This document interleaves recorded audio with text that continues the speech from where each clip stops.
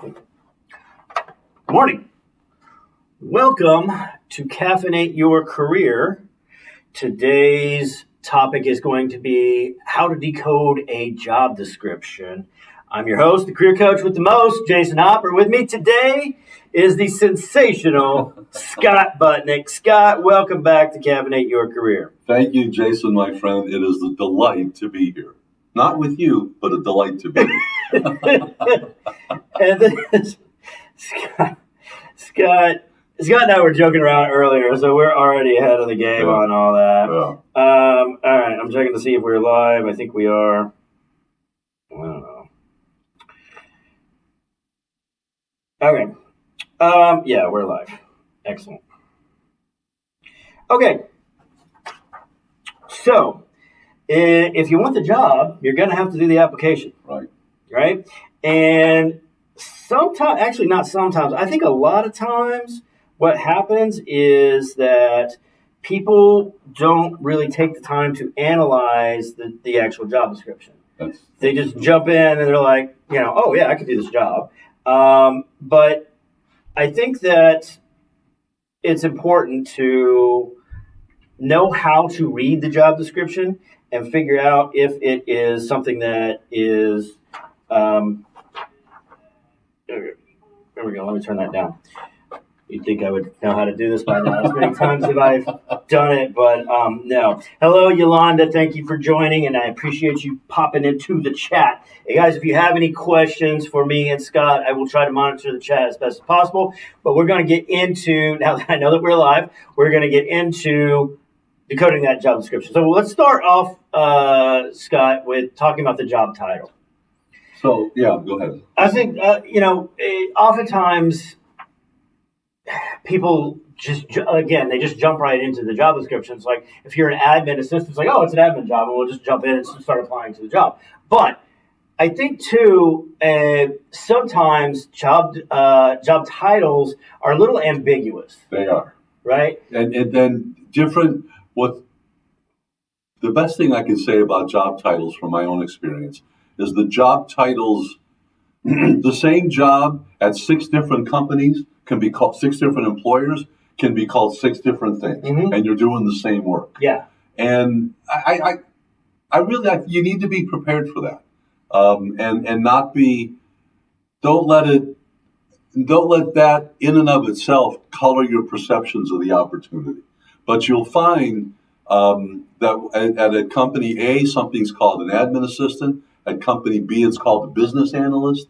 At company C, it might be executive assistant. Yeah. There are some mild differences between executive assistant and the admin assistant if you're looking for that type of work.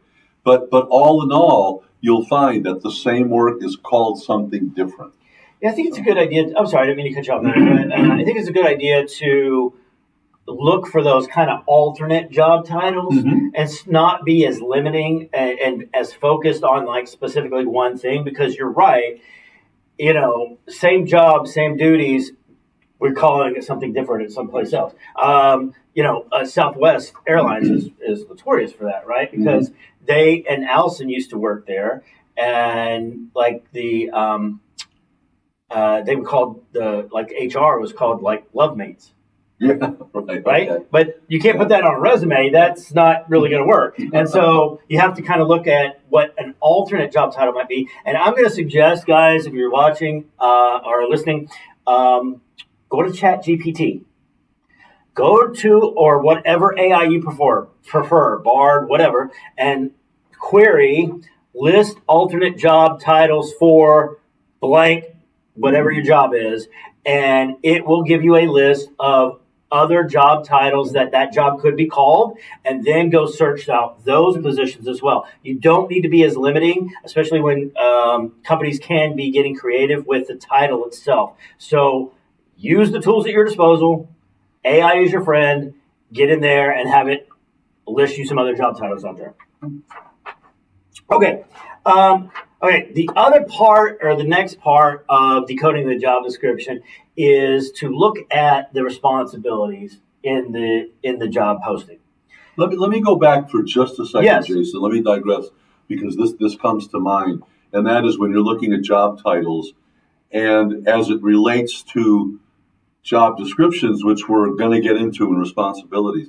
But you need to be aware of, not necessarily back away from, but aware of titles that have the words manager, or executive, or some such thing. Pardon me, because it's likely, but it's not 100% that if it says manager, they're going to be looking for somebody who leads people. Now, this is going to be, pardon me, I'm sorry. This is going to be articulated in the job description, which we're about to talk about. But the reason I mention it is because if they're looking for a manager and you have no management or leadership experience, it's not a strikeout, it's not an absolute no, but it's going to be very difficult for you to gain traction in that role because they're probably looking for someone who has led people before. Yeah. Because this is a whole other podcast, but there are a whole set of experiences and understandings when you're leading people, when you've been successful leading people, that you may not have, you may be able to do it, but you can't speak to it. And if you get in front of a hiring manager and you say, I can do that, but I can do it. So I've heard that as a recruiter, and so have you. Yeah, sure. I can do that. Oh, I can do that. Yeah, but I've got 15 candidates who can do it, who have done it. Right. And that's a very, very tangible, important difference. Well, it's also too important to remember, like, if you're going to be in or applying to that role, and again, we were talking about job titles, right? Mm-hmm. If it's manager is in the job title, but you have been a supervisor or a team lead, right, that is more than acceptable. And that may position you well for that job. So yeah, don't look askance at that. That's an opportunity for you. But when you get to your point, and this will come up in a minute when we talk about resumes, but like you need to make sure that you're tailoring the resume to the actual job. Yes, you do. And you have to be able to speak to and quantify the reason that you're in the chair, mm-hmm, right? They saw something on your resume that made the recruiter pick up the phone, call you in. Now you've got the interview, but you have to be able to demonstrate how it is that you are a manager and or leader. Yeah. And if you don't have the title, but you're a leader to begin with, that's right, fine. Make sure that you are speaking to that experience. We've beaten this. I think this horse might be almost dead, but you can be a leader and not be a manager. Sure. I've seen that many times. Well, I mean, like, I don't have my job title as career coach. It's not senior career coach. It's not lead career coach. But I am the most experienced career coach on my team. Mm-hmm. I am the person that everybody goes, so, Hopper, what do you think? Because I've been doing this almost, for a while. Yep. Right? And so, in that case, am I the leader? Yep. Do I have the title? Yep. Nope. Right. So... and also, too, I can back that up and speak to it. And oftentimes, people lead without titles. Yeah. And that's when you do that enough times, if you want the title, it becomes easier to get. Yeah. That's funny because what flashed in my head was just like, and this would be a good time we'll do the commercial. I had the idea of creating a practice interview team, an event. And they're like, great, go do that. And I'm like, I don't know how to do that. So I sat down with somebody to learn how to do project management because I don't know how to do that. I've never created a program before. Mm-hmm. And I had put something together and the person said, hey, look at you. You're a leader. And I stopped and I said, thank you. But in my head, I was like, I've been a leader for years. Right. It's not just happening now. Yeah. I've been doing this for a while and been leading for a moment. Mm-hmm. Good morning, Susan Lewis. I see you pop in the chat. All right.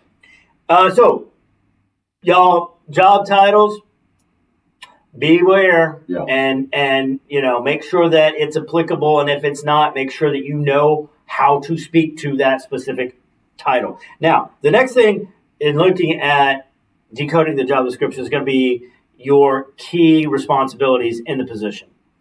Scott,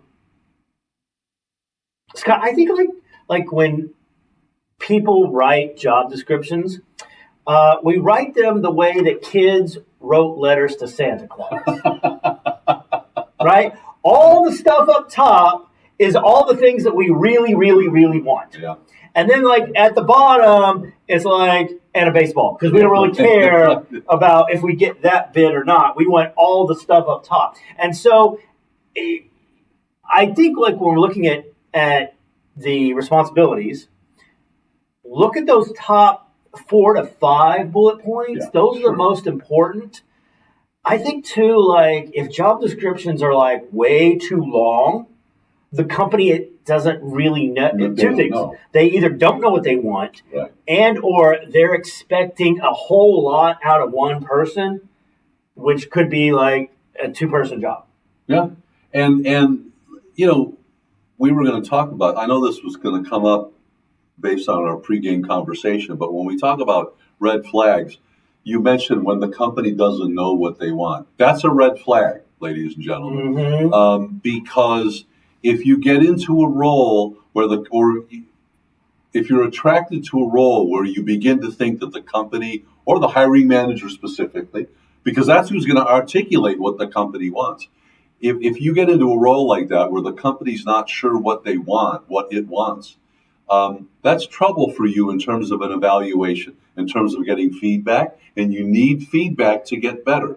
But when the company doesn't know what it wants, that can be very challenging, and that it's not going to rocket to the top in your conversation or certainly in a job description, but that's a good thought, and you're right on target, Jason. If the job description is running too long, it's at least a yellow flag, and you might want, if you get an interview, then one of the things you're going to want to try to accomplish here professionally in a discreet way is, what are you looking for? Yeah. Right? Get that more well defined. Well, that I think happens a lot too, is the company thinks they want X, and then they start to interview, and as they're interviewing, they realize, well, we don't really need a project manager. We just need a strong admin in this role. And then they have to stop and then go back and start re-recruiting all over again. Right. Guys, we talk about getting ghosted, and I got ghosted, and oftentimes that's one of the reasons why that happens. Sure. And it happens a lot is that the company starts to get into interviewing and they realize that's not what we need at all, and then now the recruiter is focused on going back and re-recruiting for the thing that they thought they needed and what they actually need, and everybody else that just interviewed gets sit on the wayside, right? Yeah. Also too, when we're looking at job responsibilities and the things that are in the job description,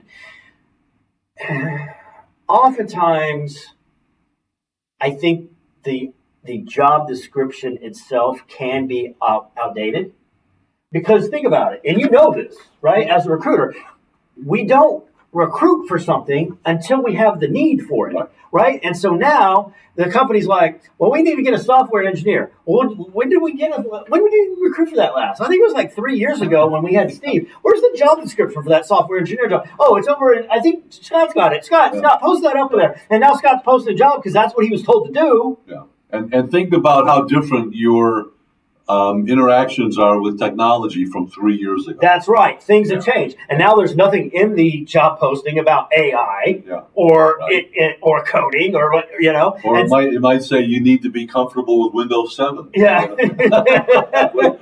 which seems quaint at this point, right. Yeah. So sometimes the posting itself can be outdated, and like I was working with an employer a couple of years ago here, and I'd sent her a couple of different candidates from clients I had, and she got back to me. She goes, "I don't see anywhere in here these resumes where they have strong Excel skills." And I said, "Barbara, do they need to have strong Excel skills?" She's like, "Yes, that's what I need." I'm like, "It is nowhere in the job description that you sent me." Yeah. Oh, yeah.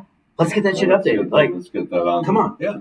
And you're going to find that. And if you're thinking to yourself this morning, okay, so you guys are pointing that out.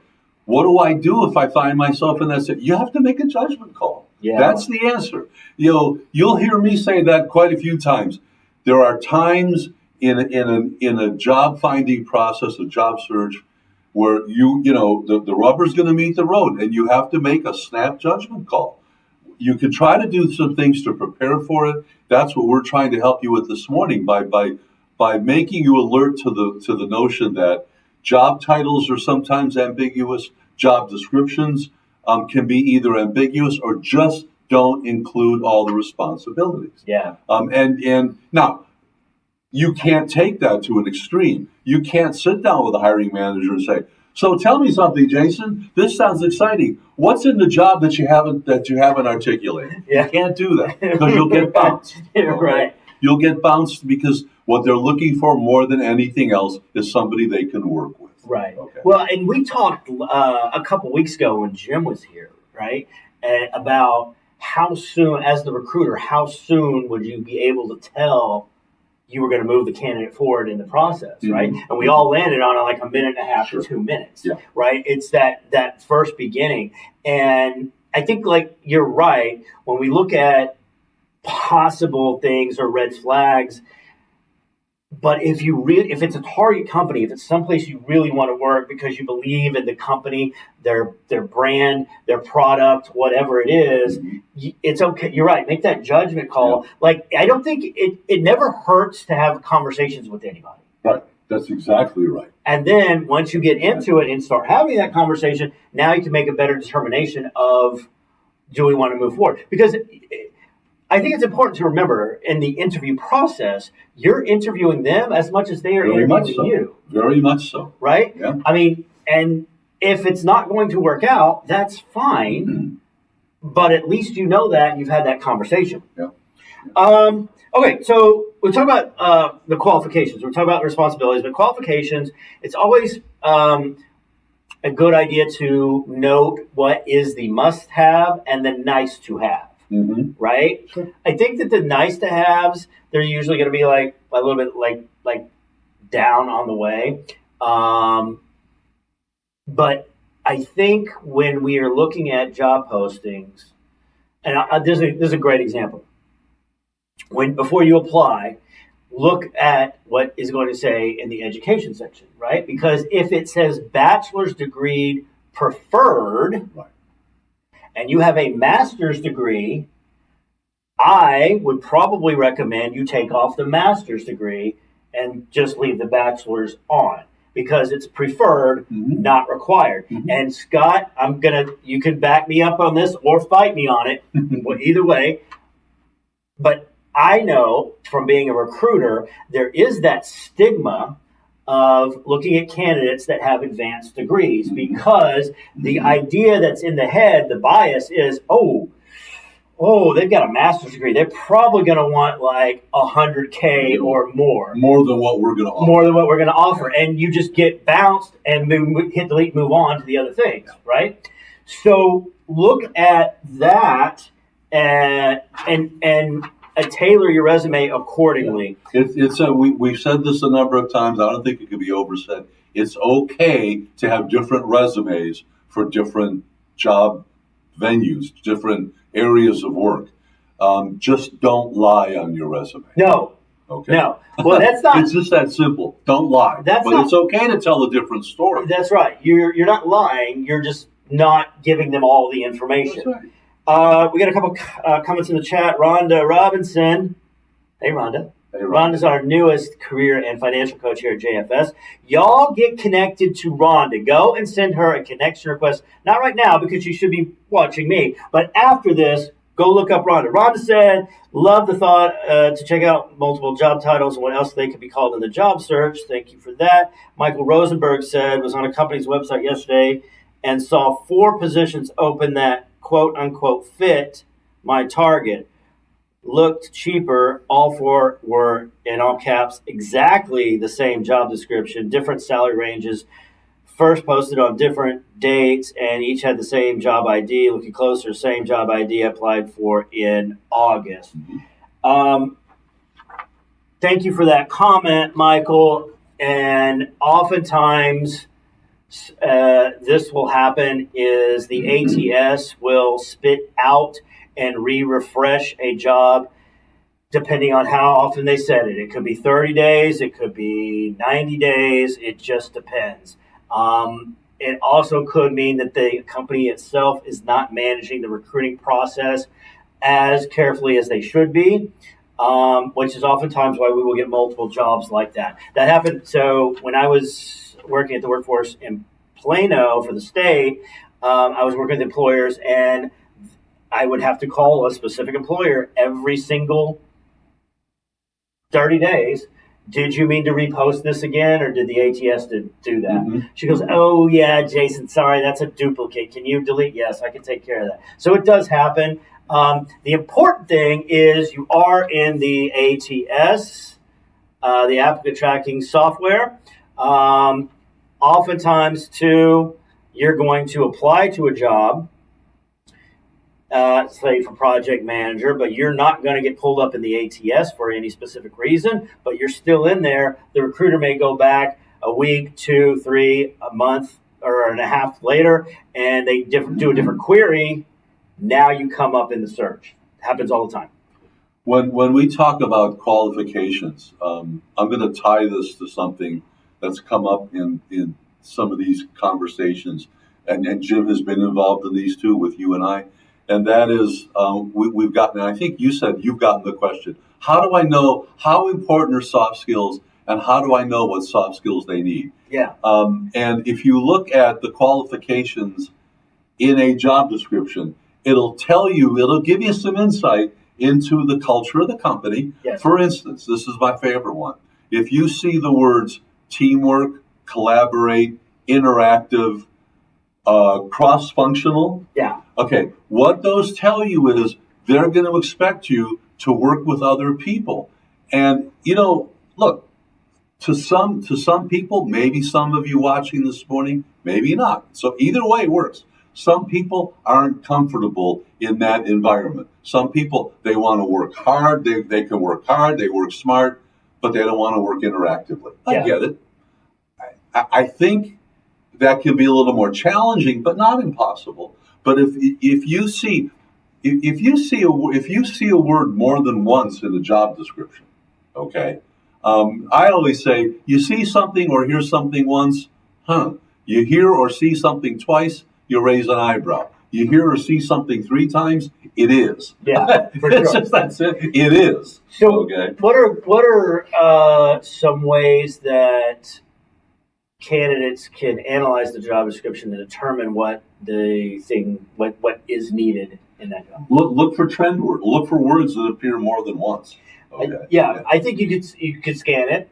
You could also copy paste it into a word cloud. Mm-hmm. Right? Sure. And it'll tell you the most common words. Yeah. You can also put it into AI and ask AI what are the most common words, and then you should have those skills and abilities. And then match back to the job description. Yeah, you could also use like JobScan, right? Like JobScan, it's jobscan.co, not com, co, and you'll get there and you can copy paste your resume into one box, copy paste the job description in the other box, hit go, it will analyze it, and then make suggestions on what you can do to get eyeballs on it and beat the ATS. Now, I will say this, because I have had this happen with clients before. They get mad. They get mad. They're like, Jason, I matched it 100% on JobScan, and I still didn't get a call. And I'm like, you forgot the human. Yeah, right? You forgot, you can match it 100% all you want, but me as the recruiter, if I get in there and I type in a different type of search string, you're still not going to come up in the search. That's right. There are no absolutes. There's no, it's trite to a great extent when we say there are no guarantees. I like to put it more in terms of there are no absolutes. And then we talked about last week, you have to be able to understand. You don't have to, I always say this, you don't have to do anything, but your frustration level is going to increase if you can't just take that acid bath, wash it off, and get up and get back in the game. Getting hired, hiring people is an art. It's an art. It's not a science. And because of that, you'll never know exactly you may never know for sure the reason you didn't get the interview, you didn't get a call, you didn't get the offer, you didn't get the job. but the hiring manager knows. Okay, Right. that and so there are no absolutes. So yeah, there was 100% match on JobScan, but I didn't even get a call. Yeah, I go to the next one. Yeah, I mean, that's the best advice we can give you. I tell clients all the time, and I say it a lot, is we're going to focus on the process, not the outcome. Yeah. Because we can only control the process. Right. Once we start to worry about the outcome, like they didn't call me, or I matched it 100% and I still didn't get the call, or I got the interview and then they go, I don't care. We can't control what happens next. And when we start to worry about things we can't control, we will, as humans, start to ruminate, and then we will drive ourselves crazy. And I've seen this time and time again. And also, too, I know we're talking about applying to jobs today, but guys, looking right at you in the camera now, if you're doing nothing but sitting behind your computer and applying to jobs on Indeed, that is not a process. Yeah. That is a surefire way for you to get frustrated and start to down spiral and self-doubt. And I do know this, when we start to down spiral, it is super hard to up spiral back out of it. So if that's what you're doing as your process, that's not a process. Get up off your ass and go outside and talk to people. That's right. Okay. Real quick. So we had Susan Lewis said, is there a percentage of a match job searcher should attempt to research? Yes. Okay, Susan, I'm going to say if you feel like, as you're reading the job description, if you feel like you match that job at like 60%, go ahead and apply. Yeah, I would say so. Yeah. You're not going to meet it and match it 100%. You're just not. But if you're like 60%, yeah, why not? So here's the flip side of something I said just a minute ago about there being no absolutes. There are no absolutes with regard to qualifications. And if you, like Jason said, if you match enough of them, the fact that you don't match all of them, again, it's an art, not a science. But if you match enough of them, picture it like, I think it's called an assay scale. If you match enough of them that the scale's like this, then you might find yourself in a very successful job search with regard to that opening. Yeah. And because that's what the hiring, and this happens, ladies and gentlemen, they'll sit down, especially if they have 3 or 4 or 5 really good candidates, and they're going to start to compare, right? And if you're racking up more pluses than minuses, and you say, well, how do I do that? Well, you don't know. You just don't know. Yeah. But if you're racking up more pluses than minuses, you're probably going to get a job offer. Yeah. Okay. I think but that's exactly how recruiting works. That's what it is. Right? It is. I will look at, recruiters will look at anywhere from 10 to 12 resumes that as we're just scanning it, like, we got enough keywords, that's probably okay. Put it in the good pile. And out of those 10 to 12, we're going to then read the resume and weed that down to about 7, 6. Then we're going to start making phone calls and phone screens. That's right. That's going to get down to at best 4. Yeah, that's right. And those are the people that are going to go interview. Yeah. It's going to come. That's what it comes down to. That's right. It's that comparison and then the likability factor. That's right. And comparison equals competitiveness. Yeah. Which is why I like to say, don't apply for jobs that you're patently not qualified for. Okay. If you've been I use the example of retail, or if you've been an admin assistant and you see a job, the Texas Department of Criminal Justice is looking for a forensic psychologist. That's probably not a gig that you're going to have a shot at. Okay. It's reasonableness within your own self. And it's also visceral. It's what you feel. But if you feel like a job, it'll come back to what you said. If you read a job description, man, that's a great job. That's an exciting job. Apply. The worst that can happen is you're not going to hear anything at all. You probably won't. But you increase your probability, and that's what a job search is about improving your odds, improving the probability that you line up with the job. And if you look at things that are within your wheelhouse experientially, then you improve. Well, we're not playing Scrabble either. If you look for jobs that you're pretty confident are within your wheelhouse. Wheelhouse? Yeah, that's what. Okay. I had to jump in. You used the word last week. Was it cogent? Is that what you said? Cogent, yeah. I was like, I have no idea what that word means. Well, ye have little vocabulary, but anyway. I will have you know, my socks say big old word nerd. Okay. Today. But, try to stay within your wheelhouse, but it's something of a contradiction. If you're really lit up by a job description and you say, boy, I'd love to, because you'll always do better at what you love doing. Yeah. The question is, can you convince the hiring manager of that? Okay. And I can do this and I can do that isn't as good as I have done this, I have done that. Oh. And that's why we talk, one more thought. Yep. We talk all the time about behavioral interviews, behavioral questions, STAR questions, because that's where you sell yourself on, I have done this. It's going to be really hard right now in today's marketplace and workforce to get into and transition into something else. There's way too much competition in the market right now. Employers are going to want to, like you just said, you're going to hire somebody that has the experience and has done it versus, we think that you're a good candidate and we can train you up. Nobody's looking to train up anybody right now. Because they take the same approach, which is where is the greatest probability of me adding a successful person? Yeah. Okay. And it's odds. I hate to put it that way. Probability and odds are the same thing. So you can interchange the words. Yeah. For sure. Just real quick, you're welcome, Susan. Susan said thank you. And Jeffrey Moore said, new word. Experientially. Yeah.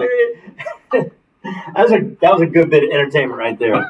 It really was. That's gold. That is gold. We all watch our musical act is coming on in 5 minutes after the commercial. That was funny because I went down that road and then I had a different thought. We did not do the commercial. Well, here's the commercial. We're going to do the commercial right now because we've been talking about decoding the job description, but we've also been talking about interviewing and skills. And so interviewing is a skill.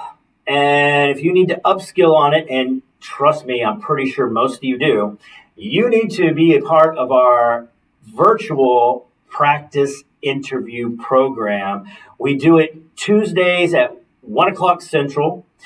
Scott is on the interview team. I've got 5 other professionals that are on the team as well. That is potentially 6 different interviews that you can practice with.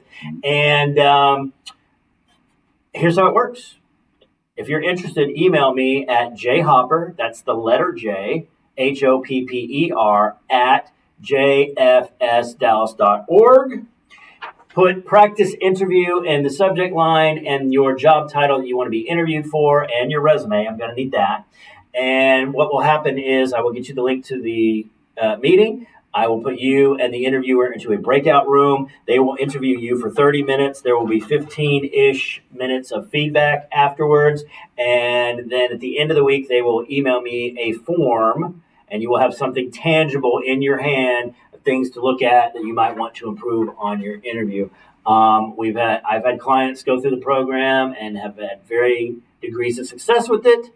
It is definitely worth checking out. So hit me up. We're not doing it next week because it's spring break, but the following week on the 25th, I've got I have 3 spots left, and I expect them to go quickly. So get on it. That's the commercial for the day. There you go.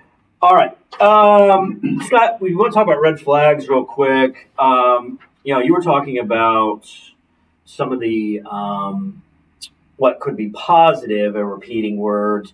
But red flags in job postings, like fast-paced environment, could indicate burnout culture. Mm-hmm. Could. And that's something that you want to look for. Also, too, when they have wears many hats, right? Yeah. that also could indicate the company does not know what they are looking for and could be burnout culture as well. By the way, recent studies have shown that our brains are not really hardwired to do multitasking. Well, if I may, the other one I was going to look for, and I've seen this in job descriptions, demonstrated multitasking skills. Okay, well, that could, not always, and emphasize not always, but that could mean you're not going to have a lot of time at any one task. Yeah. Okay, and I'd be wary. I'd be wary. Well, like, even, especially like, and we were talking about the marketplace today and what is happening in the workforce.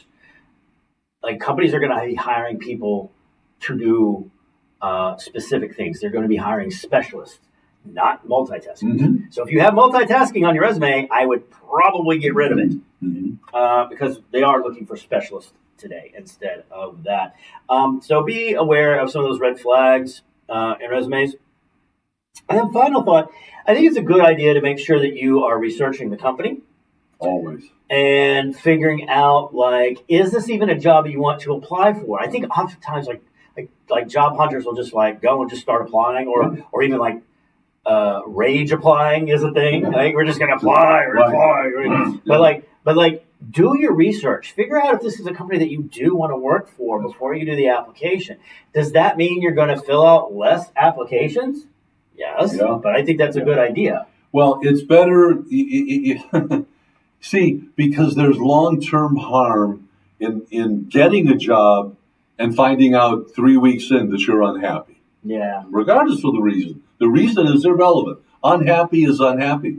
And you're going to do more harm to yourself because now you have to decide if you're going to go out to the job market again and start over. Do I mention this job? Do I not mention this job? I didn't stay very long in this job. And if you show, again, this is a whole different program, but if you demonstrate short time in jobs, you're going to have some challenges getting the next job. And that's why I agree with Jason, if it's mathematically possible, 103%. If you're something in the description or something that you learn about the company that turns you off, that makes you feel a degree of unease, you're better off not pursuing it. I think so. And I know, look, I think you know what it means to be unemployed. I do too. And it's like, I got to get a job. Scott, how can you tell me not to apply, not to go after a job? I got to have a job. I know that feeling. Yeah. Okay. But I know that taking the wrong job, also from personal experience, dare I say, is going to cause you more long-term harm. You may not be able to see it, but I guarantee it will. I think too, like if you are on a job for a short period of time, make sure that you're emphasizing it on your resume that it was a contract position. Mm-hmm. Like there was a year when I was a recruiter, I had 2 6-month-long contracts, right? And they were both good. They were both contracts. And so what I put on my resume, contract recruiter, right? So that it was real clear that I was only here 6 months because it was a contract. That's one. The other one, and I don't want to get off too far on the tangent, but the other one that I saw a lot was somebody that worked for a company for 10 years and maybe had 4 different jobs, which is usually a positive because it indicates career progression. And when a recruiter sees career progression, I laser in on that because it's very simple. Somebody liked the work this person was doing. But if you in your resume, if you articulate it job by job, it's going to make your resume look ponderous. Okay. Yeah. And all I can tell you, ladies and gentlemen, is look counts. What you could get in the chat and say, but that's how I articulated the career progression. Articulate the career progression, but don't make it look like you had 4 different jobs over a 10-year period because you're taking away the benefit of the tenure that you had. And there are other ways, and we don't have the time to get into it, but there are other ways to do that in a resume that indicate a smoother progression without looking real choppy. That's interesting. I agree. I think it's also interesting, too, we talked about if your job description is too long, right? Mm-hmm. But also, too, for your bullet points and what you did at your job, if that is too long, I'm not going to keep reading it. Right. I like at best 5 bullet points per employer. Yeah. No more than that. And actually, I always say the later you go back in your career, the fewer bullet points. So even think about it. I don't know that you have to be 100% to this, but go 5, 4, 3, 2, like that. You know. Oh, that's excellent. Yeah. Just a way to think about it. Yeah. Well, it makes sense because, like, if you started your career and you did accounts payable, and then you became a bookkeeper, and then you became an accountant, you became a senior accountant, and then you became a CPA, you're not going back to being a bookkeeper again. You're a CPA. And so you don't need all the details from when you were. And just to fill out the picture in bullet points, tell me what you accomplished. Don't tell me what you did. Yeah. I can't say it enough. That's what people don't understand is they just on the resume, they just list out like what they did. And nobody cares. That's not what an employer wants to know. They want to know how you did it and what's the results. What was the accomplishment? What you accomplished. How you did it, I'll say this, how you did it, the interview's your opportunity to say how you did it. Don't go into it. First of all, you don't want to give people the answers in your resume. You want to be able to tell them in an interview that you have the answers. Yes. And you're going to have to give a modicum of detail about how you stepped through something and why it worked. That's the essence of the interview. But don't do that in your resume for 2 reasons. One, it'll make your resume very narrative focused, which is anathema to recruit. You know that one, by the way? I know what anathema to recruiters are narrative-based resumes. And you're also giving people the answers. You're giving them the benefit of their knowledge. And what do they have at stake? Nothing. Okay? Yeah. And you have to be, if you have a significant amount of experience in a field, you should be thinking about that. I want to get the job, but I don't want to give away the farm. Okay? I don't want to give them their next project. I like to compare the bullet points on your resume to the trailers at the movie. Right? Because they can't show you the entire movie. They got a minute and a half to show you all the things that explode, the guys get kicked, and now you're like, oh man, I'm going to see Captain America New World. Yeah, I'm going. That's the same thing. You give them enough of that detail where they're like, oh, I'm going to pick up the phone and call Scott Butnick, right? Yeah. So, all right. So apply to jobs. You got to apply to a job. You're not getting any further until you do that. Okay. So, Scott, fun question for the day. What is your favorite fried food? My favorite fried food. There's an easy answer and a second answer. Okay. I'm a French fry guy. Oh. And yeah, I probably to my detriment, but I love French fries. But I have discovered something over the last couple of years, and I won't do a blatant commercial, but I like these. I guess the most generic term I could use is a deep fried potato croquette. Okay. That is, similar to a hush puppy, but instead of just being dough and a little bit of onion, the basis for it is potato, and I find that to be really good. Interesting. Yeah. I never thought of that. I try not to, but I like fried fish. Okay. I'm pescatarian. I only eat fish and seafood, and I probably maybe once a week I'll have some fried fish. Okay. Yeah. So, what about you guys? What's your favorite fried food? Tell me in the chat. Next week, there will not be a live stream next week because it is spring break and I am going on vacation. But the week after that, on the 25th, you definitely want to tune in. Jim Warner will be back, and we will be talking about common job search mistakes and how to solve them. So come back in 2 weeks. We'll see you then. This has been Caffeinate Your Career for this week. Have a great week, everybody. Bye. So long.